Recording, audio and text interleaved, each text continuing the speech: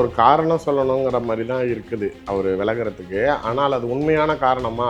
4 மாசமா நான் அப்பாவை பார்க்கல. அப்படி 4 மாசமா பார்க்க முடியாம இருந்தவர் இன்னைக்கு வந்து இவ்வளவு தூரம் இதை காரணப்படுத்த வேண்டிய அவசியம் என்ன இருக்குது? நான் வேண்டுகோள் விடுத்திருக்கின்றேன். இந்த நேரத்தில் வந்து கொஞ்சம் தந்தையாருடைய உடல்நிலை அவரை பார்த்துக்கணும். அதனால் இன்னைக்கு அந்த அடிப்படை வேலைகள் என்னால செய்வதற்கான சாத்தியக்கூறுகள் இல்லை. அண்ணாமலையோட சொத்து விவரங்களை சேகரித்து வைத்திருக்கிறதுங்கிறாங்க. இப்ப அண்ணாமலையால் நாளைக்கு நம்ம கட்சிக்கும் கூட்டணிக்கும் நாளைக்கு கெட்ட பேர் ஏற்படுத்தும். அதாவது நீ எடுத்த ஆயுதத்தை வச்சே திரும்பி நான் உன்னை அடிக்கிறேன். நீ என்னைய பிராண்டிங் பண்ணல எம்பி எலெக்ஷனுக்கு முன்னாடி. இப்போ நான் உன்னை அடிக்கிறப்ப ஊழலுக்கு எதிரானவன் சொன்னவன் நீ எவ்வளோ ஊழல் பண்ணியிருக்க. அப்போ உன் கட்சி எப்படிப்பட்ட கட்சி? டெல்லியை பொறுத்த வரைக்கும் நீ கட்சி ஒன்னால வளர்ச்சி அடையலை. அதிமுக கூட்டணி வேணான்னு சொல்லி எங்களுக்கு சீட்டு வராமல் பண்ணிட்ட. கட்சியை தனிப்பட்ட முறையில் வளர்த்தேன்னு சொல்கிறத விட உன்னை பொருளாதார ரீதியாக பெரிய அளவுக்கு நீ கொண்டுட்டு போயிட்டங்கிற மாதிரியான கோபங்கள் இருக்கிறப்ப தான் எடப்பாடியை அனுசரிக்கிறதுக்காக அண்ணாமலையை பதவி விட்டு எடுத்தார்கள். அப்படிங்கிறத விட நாளைக்கு அண்ணாமலை வந்து பல காரணங்களால் எடுக்கப்பட்டாருங்கிறது தான் உண்மை. செந்தில் பாலாஜி திமுகவில் வந்து உருவெடுத்த பிறகு நாளைக்கு அவருடைய செயல்பாடுகள் நாளைக்கு கோயம்புத்தூரில் 10 சட்டமன்ற தொகுதியும் அதிமுக ஜெயிக்குது. அதே இடத்துல மறுபடியும் மாநகராட்சியை ஜெயிக்கிறார். அப்படிங்கிறப்ப அவருடைய பவர் ஃபேக்டர் கரூரை தாண்டி கொங்கு பகுதி ஃபுல்லாக செந்தில் பாலாஜி தான் ராஜா.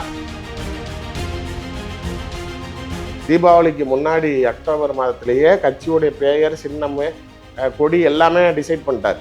மேலிடத்துல பிரதமர் வந்து எந்த சூழ்நிலையிலும் அண்ணாமலை கட்சியை விட்டு போகவும் கூடாது, தனி கட்சி தொடங்கவும் கூடாது அப்படிங்கிற ஒரு அழுத்தத்தை அமித்ஷா கிட்ட.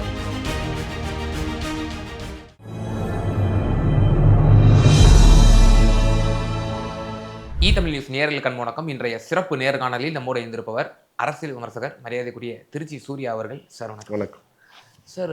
நேற்றைய தினம் திரு அண்ணாமலை அவர்கள் திடீரென்ற ஒரு அறிவிப்பை வெளியிட்டிருந்தார். அவருக்கு வழங்கப்பட்டிருந்த அந்த பொறுப்பு 6 தொகுதிகளில் வந்து நீங்கள் ஃபீல்டு ஒர்க் பண்ணணும் அப்படின்ட்டு அந்த அறிவிப்பு நான் பின்வாங்கிக்கிறேன், என்னோடய தகப்பனாருக்கு உடல்நிலை சரியில்லை அப்படின்ற ஒரு காரணத்தை சொல்லி ஒரு அரசியல் கட்சி தலைவர் இப்படிப்பட்ட ஒரு சாதாரண ஒரு காரணத்தை சொல்லி விலகுவார்களா அப்படின்ற ஒரு மிகப்பெரிய கேள்வி. இதில் பின்னணியில் இருக்கக்கூடிய அரசியலை நீங்கள் எப்படி பார்க்குறீங்க? இல்லை, இதை பொறுத்த வரைக்கும் ஒரு காரணம் சொல்லணுங்கிற மாதிரி தான் இருக்குது அவர் விலகிறதுக்கு. ஆனால் அது உண்மையான காரணமா அப்படின்னா, இப்போ டயாலிசிஸ் பண்ணுறாங்க, பேஷண்ட் அட்மிட் ஆகிருக்கிறாங்கன்னா இவர் என்ன 24 மணி நேரமும் டாக்டர் படிச்சிருக்காரா, ஐபிஎஸ் படிச்சிருக்காரு தெரியும், இவர் போய் டயாலிசிஸ் பண்ண போகிறாரா? இவர் மாநில தலைவராக இருந்தப்பயே எனக்கு தெரிந்து அவர் அப்பா ஒரு தடவை வந்து சந்திச்சப்ப என்கிட்ட சொன்னார், 4 மாசமாக நான் அப்பாவை பார்க்கல, இன்னைக்கு தான் நேரம் கிடச்சிது அப்படின்னு சொல்லி. இன்னைக்கு ஒரு நாள் ஆச்சு, நைட்டு அவங்க கூட சாப்பிட்லான்னு சொல்லிட்டு நான் வந்தேன். நானும் அவர் தான் போகிறோம் வீட்டுக்கு. போனப்போ சொன்னார், 4 மாதமாக என்னால் ஊர் பக்கத்தே வர முடியல, அப்பா அம்மாவை பார்க்கல.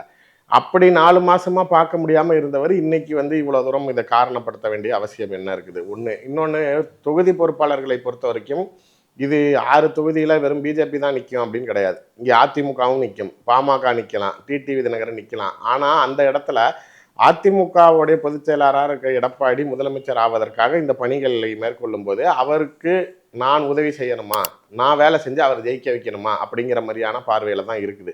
டெல்லியில் பொறுத்த வரைக்கும் அவரை நாளைக்கு என்னங்க ஏன்னான்னு விசாரிக்கிறப்ப அவங்க சொல்றது, தமிழ்நாட்டில் திமுக அரசாங்கம் வந்து அவர் மீது டிஎம்கே ஃபைல்ஸ் 1 ஃபைல்ஸ் 2 விட்டதை அவர்கள் அந்த கோபத்தை இருக்கிறப்ப எங்களை எவ்வளோ விமர்சனம் பண்ணல, நாளைக்கு உன்னோடைய சொத்து பட்டியலை நாங்கள் எடுக்கிறோன்னு சொல்லி மாநில காவல்துறையோடைய உளவுத்துறையோடைய உதவியோட அண்ணாமலையோடைய சொத்து விவரங்களை திமுக சேகரித்து வைத்திருக்கிறதுங்கிறாங்க. இப்போ வந்து அதை வந்து நாளைக்கு ஆர்எஸ் பாரதி போன்ற ஒரு சில, அதாவது 2ஆம் கட்ட 3ஆம் கட்ட தலைவர்கள் மூலமாக நாளைக்கு அதை வெளியிடுறதுக்கு திமுக திட்டமிடுவதாக ஐபியில் வந்து சென்ட்ரல் கவர்மெண்ட்டுக்கு தகவல் போகிற சூழ்நிலையில் இப்போ அண்ணாமலையால் நாளைக்கு நம்ம கட்சிக்கும் கூட்டணிக்கும் நாளைக்கு கெட்ட பேர் ஏற்படுத்தும். அதாவது நீ எடுத்த ஆயுதத்தை வச்சே திரும்பி நான் உன்னை அடிக்கிறேன். நீ என்னைய பிராண்டிங் பண்ணல எம்பி எலெக்ஷனுக்கு முன்னாடி. இப்போ நான் உன்னை அடிக்கிறப்ப ஊழலுக்கு எதிரானவன் சொன்னவன் நீ எவ்வளோ ஊழல் பண்ணியிருக்க, அப்போ உன் கட்சி எப்படிப்பட்ட கட்சி, நாளைக்கு அப்போ நீ உன் கூட்டணி எப்படி இருக்கும் அப்படிங்கிற மாதிரியான ஒரு மேட்டரை த்ரோ பண்ணுறதுக்கு இருக்கு. சர்வசாதாரணமாக சொல்லிட்டு இருக்காரு, என்னன்னா விட்டா நான் என்ன பண்ண போகிறேன், விவசாயம் பண்ண போகிறேன், ஆடு மாடு மேய்க்க போகிறேன், மிஞ்சி போனா நான் அப்படிதான் பண்ண போறேன்றாரு. நீங்க என்னமோ டிஎம்கே வந்து பெருசா இன்டெலிஜென்ஸ் எடுத்து 1000 கோடி சொத்து இருக்கிற மாதிரில சொல்றீங்க. எவ்வளவு கோடி?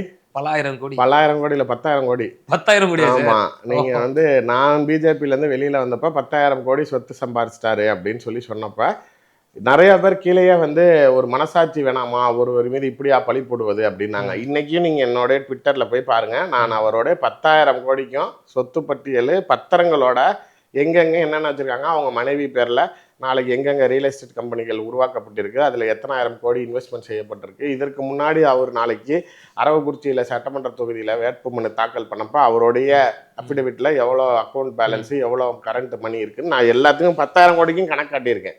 இவர் செய்தது திமுக அமைச்சர்களை மிரட்டி, நாளைக்கு அதுதான் மேல் இடத்துல கோவமே, நீ கட்சி வளர்ச்சிக்காக செயல்படலை, நீ உன்னுடைய சுய வளர்ச்சிக்காக தான் வேலை பார்த்துருக்குற. நாளைக்கு சில அமைச்சர்களை இங்கேருந்து காப்பாற்றி, ஏன்னா மாநில தலைவருங்கிற முறையில் இவர் தான் போய் மேல் இடத்துல நாளைக்கு இவர் பாருங்க, இவரை பிடிங்க. இப்போ ஃபார் எக்ஸாம்பிள் இப்போ செந்தில் பாலாஜி என்ன டார்கெட் பண்ணுறாருன்னா, டிஎம்கேவை பொறுத்த வரைக்கும் என்னதான் நாளைக்கு அவங்க தமிழ்நாடு முழுவதும் இப்போ சென்னை டெல்டா தான் அவங்களுக்கு பெரிய ஸ்ட்ராங்கான ஃபேக்டர். பட் ஆனால் கவுண்டர் பெல்ட்டில் இருக்கக்கூடிய கொங்கு பகுதியில் டிஎம்கேவுக்கு அமைச்சர்கள் இருந்தாலும் சொல்லக்கூடிய அளவுக்கு ஒரு வலுவான தலைவருங்கிறது கிடையாது. அப்போ செந்தில் பாலாஜி திமுகவில் வந்து உருவெடுத்த பிறகு நாளைக்கு அவருடைய செயல்பாடுகள், நாளைக்கு கோயம்புத்தூரில் 10 சட்டமன்ற தொகுதியும் அதிமுக ஜெயிக்குது. எப்போ நீங்கள் கவர்மெண்ட் ஃபார்ம் பண்ணுறப்ப கூட அதே இடத்துல மறுபடியும் மாநகராட்சியை ஜெயிக்கிறாரு, அதே இடத்துல ஜெயிலுக்குள்ளே இருந்துக்கிட்டே திரும்பி எம்பி ஜெயிக்கிறாரு. அப்படிங்கிறப்ப அவருடைய பவர் ஃபேக்டர் கரூரை தாண்டி கொங்கு பகுதி ஃபுல்லாக இன்றைக்கி முத்துசாமி இருந்தாலும், வெள்ளக்கோயில் சாமிநாதன் இருந்தாலும், மதிவேந்தன் இருந்தாலும், இந்த மாதிரியான ஒரு சில அமைச்சர்கள் அந்த பகுதியில் இருக்கிறாங்கங்கிற ஒரு சூழ்நிலை இருந்தாலும் கரூரில் செந்தில் பாலாஜி தான் ராஜா. அப்படிங்கிற மாதிரி அவர் தான் கம்ப்ளீட்டாக கொங்கு பெல்ட்டை ஃபார்ம் பண்ணுறாரு. அந்த சமுதாய வாக்குகளை அறுவடை செய்கிறார், அந்த பகுதிகளை திமுகவுக்கு வலுப்படுத்துறாருங்கிறப்ப இப்போ இந்த ஒரு ரீசனை கொண்டு போய் இவர் டெல்லியில் வைக்கிறார். இங்கே பாருங்கள், இதெல்லாம் டிஎம்கேவுக்கு வீக்கான பகுதி, இவர் தான் ஸ்ட்ரென்தன் பண்ணுறாரு. இப்போ இந்த லாஜிக்கலி அவங்க சொல்கிறப்ப கரெக்டு அப்படின்னு அவர் பார்ட்டி டெவலப்மெண்ட்டுக்காக சொல்கிறாருன்னு அவங்க இறங்குறாங்க. ஆனால் இவருடைய தனிப்பட்ட முறையான கோபம், இவர் அரவக்கட்சியில் தோக்கடிச்சது, இப்போ இவங்களுக்குள்ளார உறவினர்கள் 2 பேருமே அக்கா தங்கச்சிங்க, அவங்க அம்மா அப்பா 2 பேரோடைய அம்மாவும் அக்கா தங்கச்சிங்க, ஒன்றும் பெரிய தூரத்து சொன்னாலும் இல்லை, ரொம்ப நெருங்கிய உறவுகள் தான், ஒரே குலதெய்வம் தான், ஒரே ஊர் தான். இந்த மாதிரியான ஒரு இரத்த பந்த கான்டாக்டில் இருக்கிறப்ப இவர்களுடைய விமர்சனம், இவர் வந்து இந்த ரஃபேல் வாட்ச் வச்சிருக்கிறாரு, ஏர்போர்ட்டில் ஃப்ளைட்டில் கதவை திறந்துட்டாரு, இந்த மாதிரியான ஒரு விமர்சனத்துக்குள்ளாவதற்கு உண்டான விஷயங்களை அண்ணாமலைக்கு எதிராக செந்தில் பாலாஜி செய்தார். செந்தில் பாலாஜியை இந்த ஊழல் வழக்கில் சிக்க வைப்பதற்காக, இவருடைய தனிப்பட்ட முறையான கோபத்தை காட்டுவதற்காக பயன்படுத்திக்கிட்டாரு. ஒன்று, சரி நீ கட்சி வளர்ச்சிக்கு தான் அதை செஞ்சியா அப்படின்னா, மற்ற அமைச்சர்கள் பெரும்பான்மையாக சம்பாதித்த அமைச்சர்கள் வீட்டுக்குள்ளார ரைடு போல, இவரை அனுசரித்து போன சில அமைச்சர்கள், இப்போ சக்கரபாணி வந்து அவருடைய சமூகத்தை சேர்ந்தவர், அவருடைய அண்ணாமலையோடைய சொந்த அக்கா வீட்டுக்காரரு, அங்கே தான் அண்ணாமலையார் பிரிக்ஸ் வச்சிருக்காரு, ரியல் எஸ்டேட் நடத்துகிறாரு, எல்லா இடத்துலையுமே அவருக்கு அரசாங்க தரப்பிலேருந்து முழுமையான ஒத்துழைப்பை அவர் கொடுக்குறாரு. நீங்கள் நல்லா பாருங்கள், இப்போ பிஜேபியில் அண்ணாமலை மாநில தலைவராக இருந்தப்போ கவுண்டர் சமூக அமைச்சர்கள் யாரையுமே டச் பண்ணல பிஜேபி.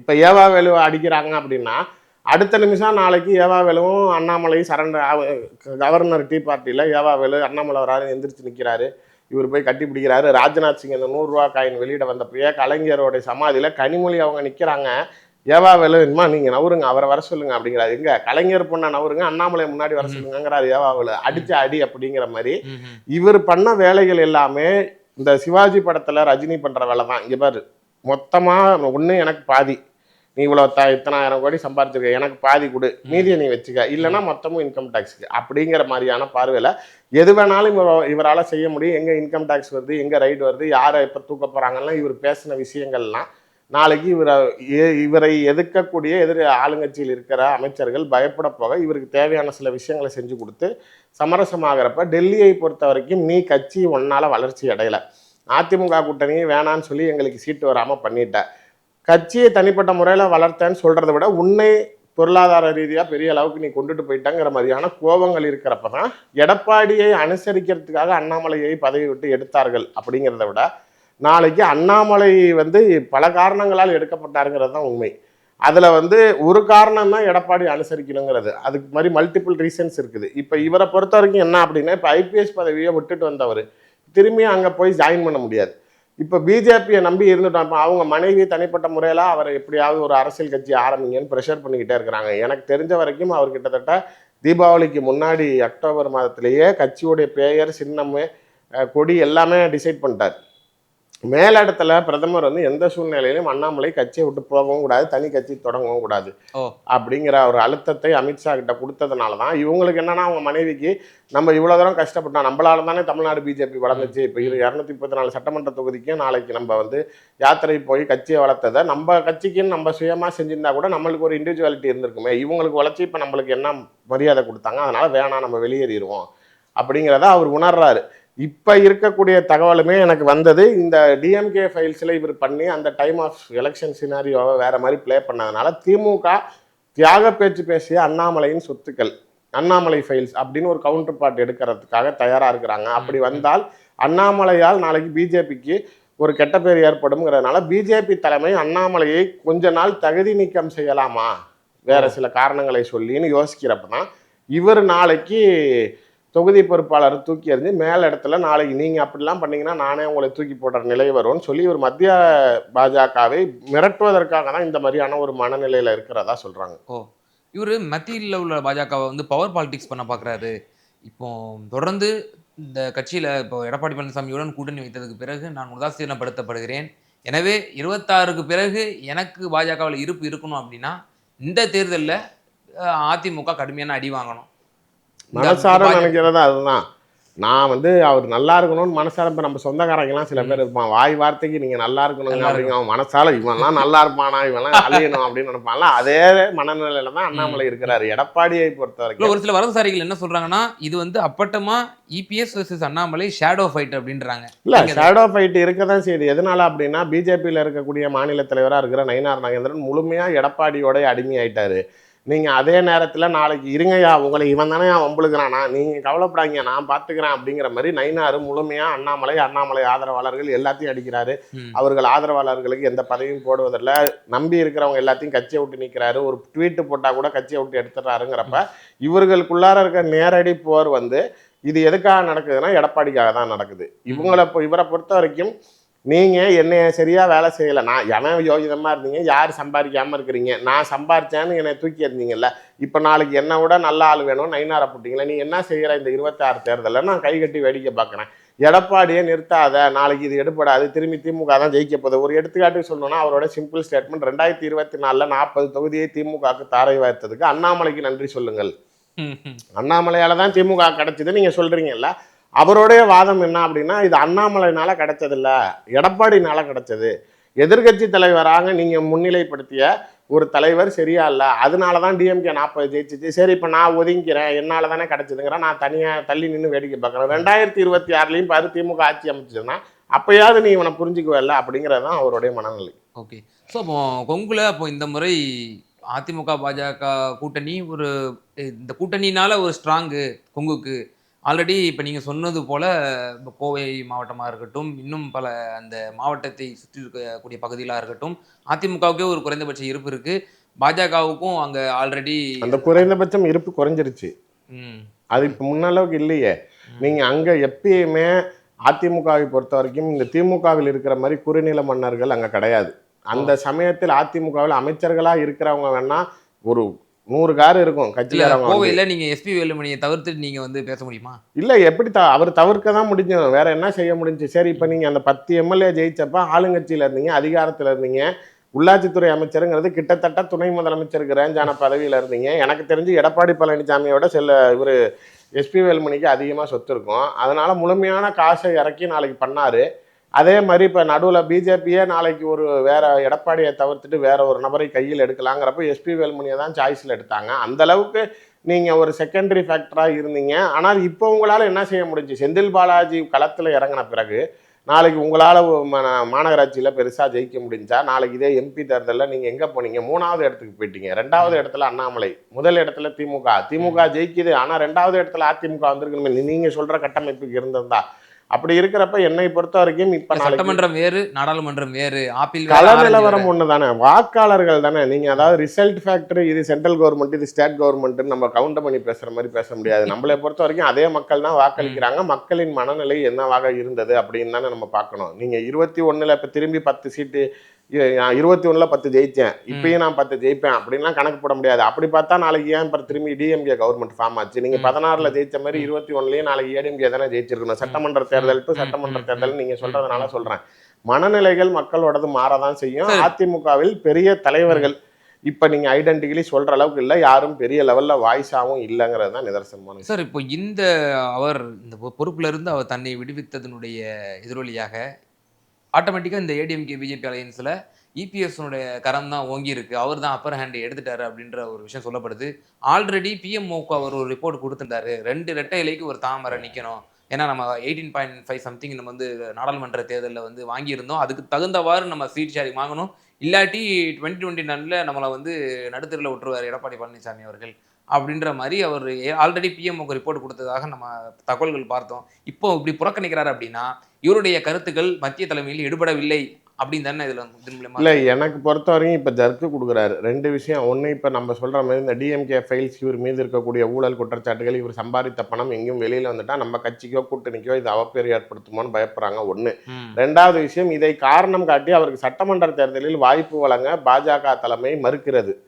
இப்ப அவருக்கு எம்எல்ஏக்கு நின்னாகணும். அவர் நாளைக்கு அரவக்குறிச்சியில இருந்து கம்ப்ளீட்டா அங்க வீடையே காலி பண்ணிட்டு நாளைக்கு அமைச்சர் முத்துசாமி அவர்கள் கோயம்புத்தூர் பொறுப்பு அமைச்சராக இருந்தப்ப அவர் ஒரு பங்களாவில் தங்கியிருந்தார். 6 லட்ச ரூபா வாடகை மாதம். அந்த வாடகை வீட்டை வந்து அவர் காலி பண்ணிட்டார். பொறுப்பு அமைச்சராக இருந்தப்போ வந்தார், இங்கிட்டு வந்துட்டார். இப்போ இந்த வீட்டில் தான் இவர் இப்போ 3 வருஷம் எம்பி எலெக்ஷன் தோத்ததுலேருந்தே அந்த வீட்டில் தான் குடியிருக்கிறார். அவருடைய முழு கவனமும் கோயம்புத்தூரில் சட்டமன்ற உறுப்பினராக வேண்டும் அப்படின்னு. ஏன்னா அரவக்குறிச்சியில் நின்னா நாளைக்கு திரும்பி செந்தில் பாலாஜி தோக்கடிப்பார். அதனால கோயம்புத்தூர்னா கொஞ்சம் சிட்டி பாலிடிக்ஸ். ஆனால் அவரோடைய கிறகம் கெட்ட நேரம். நாளைக்கு எனக்கு வந்த தகவலை, கரூரில் நாளைக்கு செந்தில் பாலாஜியோடைய தம்பி தான் சட்டமன்ற தேர்தலில் நிற்க போறாரு. செந்தில் பாலாஜி கோயம்புத்தூர்ல தான் நிற்க போறாரு. இப்போ அதாவது அண்ணாமலை இருக்கக்கூடிய அதே ரேடார்ல தான் நாளைக்கு செந்தில் பாலாஜியும் வரப்போறாருங்கிறப்ப இவருக்கு இன்னும் நாளைக்கு அதற்கு உண்டான சங்கடங்கள் வரும் அப்படிங்கிறதான். நாளைக்கு தலைமையில் நாளைக்கு இப்போ வேணாம்ப்பா உனக்கு பிரச்சனையா இருக்குதுங்க, ஒரு இது வரைக்கும் பிஜேபியில் மாநில தலைவராக இருந்த எல்லோரையும் மாநில தலைவர் பதவியிலேருந்து எடுக்கிறப்ப ஏதோ ஒரு அப்கிரேடேஷன் கொடுத்து தான் நாளைக்கு எடுத்திருக்காங்க. இப்போ தமிழிசையை நாளைக்கு எடுக்கிறப்ப கவர்னர் ஆக்குனாங்க, எல்முருகன் எடுக்கிறப்ப மத்திய மந்திரி ஆக்குனாங்க, பொன் ராதாகிருஷ்ணன் மந்திரி ஆயிட்டாருன்னா எடுத்தாங்க. இப்படி இருக்கிற நிலையில் அண்ணாமலையை மட்டும் நாளைக்கு நீங்கள் செல்ஃப் எடுக்காமல் நாளைக்கு மோட்டர் ஆஃப் பண்ணி வச்சுட்டு இப்போ தேசிய செயலாளர் பதவி தரேன்னாங்க, தேசிய பொதுச் செயலாளர் தரேன்னாங்க, ராஜ்யசபா தரேன்னாங்க, அப்படிலாம் கிளப்பி விட்டாங்க. எதுவுமே கிடைக்காத சமயத்தில் திரும்பி சட்டமன்ற தேர்தல் கேட்குறப்பையும் இப்போ நாளைக்கு அதை தவிர்த்துக்கங்க, இப்போ வேணாம் அப்படிங்கிறப்ப அவர் பாய்காட் பண்ணுறாரு. அவ்வளோதான். இதுதான் அவங்க நாளைக்கு நீங்கள் எனக்கு எதுவுமே செய்ய மாட்டேங்கிறீங்க, நான் ஏன் செய்யணும், நான் தள்ளியே இருந்துக்கிறேன், ரிசல்ட் வரட்டும், இன்னும் 2-3 மாதம் தானே வரட்டும், நீ என்னத்தை பண்ணுறேன்னு நான் பார்க்குறேங்கிற மாதிரியான விஷயங்கள் தான் அவர் செயல்பாட்டில் தெரியுது. நிச்சயமா சார், சமகால அரசியல் சூழ்நிலை குறித்து ரொம்ப தெளிவாக எங்கள் நேயர்களுக்கு உங்களோட கருத்துக்களை பகிர்ந்தீங்க. ரொம்ப நன்றி. நன்றி.